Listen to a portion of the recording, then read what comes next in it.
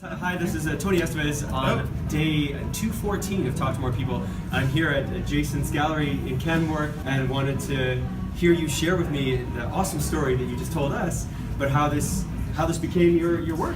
Well, thank you. I kind of stumbled onto it actually. I was 20 years old, not really sure what I wanted to do. I visited my sister. She happened to be dating a soapstone sculptor. And I watched him work outside for 20 minutes and I thought, oh, I'd love to try that sometime.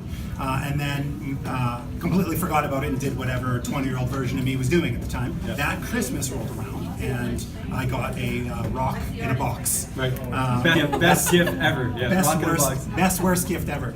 And so at the time it was like, oh, thanks. No, I'll do something with it eventually. So I used it as a doorstop for years, and I was going to college at the time too. So for 5 years. For 5 years I had it as a doorstop, and I was going to college at the time when I first got it. So I moved like 13 times, hauling this rock around. Working as a cameraman, shooting live television for 10 years.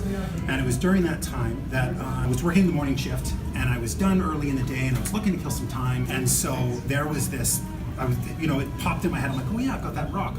That soapstone, I'm gonna carve it.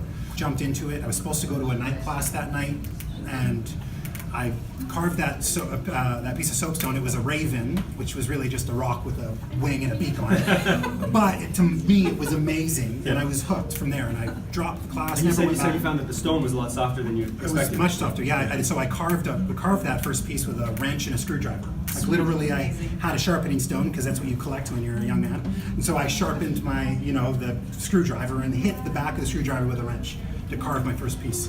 And from there I was just hooked. I was about finding a source for stone and tools and kind of teaching myself as I went. And it's been 12 years since I had carved that first piece, and I've probably carved 1,000 pieces since. And I'm excited to have opened my own gallery in Canmore on Main Street, and I've been doing it now as a full-time visual artist for 5 years. So. Which is, I think, absolutely phenomenal, because any kind of visual artist. My twin sister is a visual artist as well, and it's a hard gig to get going. So it's just been really wonderful for myself. For you to give us this demo, which you gave us, we got to kind of feel this and start to finish this sitting bear here. This beautiful sitting bear here. And for us to see all the gorgeous painting that you've done as well. It's just been a real pleasure, and I love the story of how you got into that. And thank you so much for being a part of the Talk to More People conversation. Awesome. Well, thank you very much. Nice to meet you. Wet hands here. Hey, it's all good. Cheers. Thanks. Bye.